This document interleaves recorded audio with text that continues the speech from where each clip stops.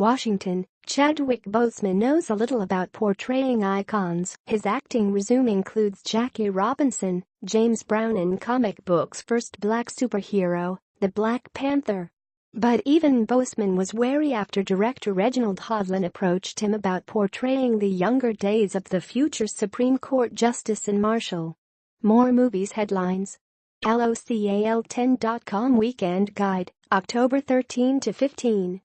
There were books written about the early civil rights work of a young Thurgood Marshall, the lawyer who won the seminal Brown v. Board of Education case eliminating legal segregation in public schools, and went on to become the Supreme Court's first African-American justice in 1967.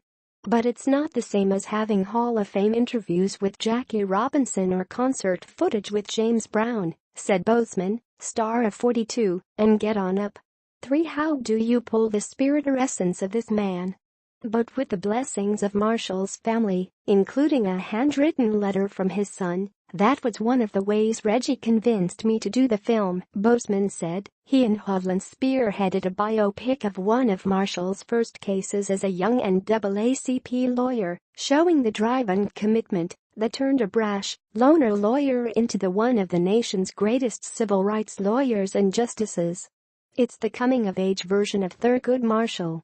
It's the origin story, said Boseman, whose next film has him starring as the first comic book black superhero, the Black Panther. The film focuses on one of the first cases of Marshall's career with a then-struggling NAACP, defending a black chauffeur, played by Sterling K. Brown, against a wealthy white socialite employer who accuses him of rape and attempted murder, portrayed by Kate Hudson. Forbidden from speaking in court by a racist judge, Marshall is forced to team up with Samuel Friedman, a young Jewish lawyer who has never tried a case. The two must struggle to discover in a pre-World War II America what really happened in the case, while fighting a climate of fear and prejudice in Connecticut. Marshall, at this point in his career, is a lone wolf lawyer, working alone on cases around the U.S.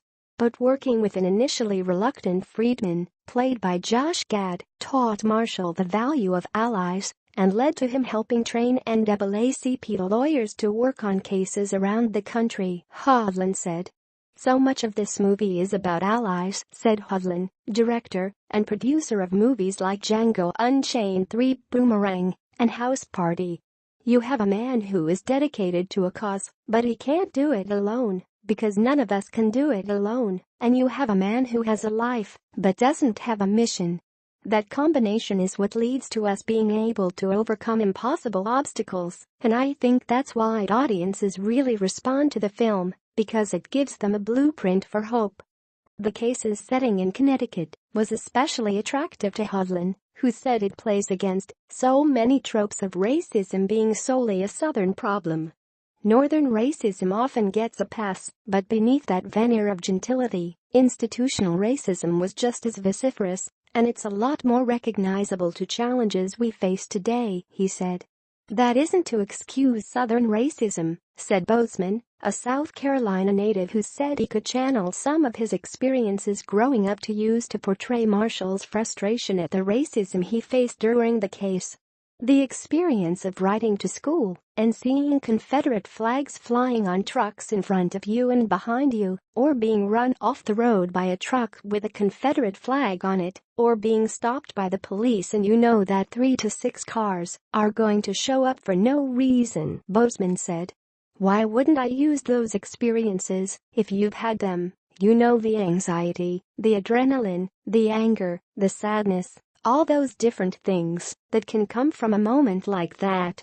Telling the story of a young Marshall allows them to get away from stereotypical stories about white protagonists coming in to save African Americans in society, Hudlin said. I'm grateful for this opportunity to tell these stories and to tell the part that people hear the least, which is black people standing up and fighting back, Hudlin said. I don't like when we're reduced to victims. We have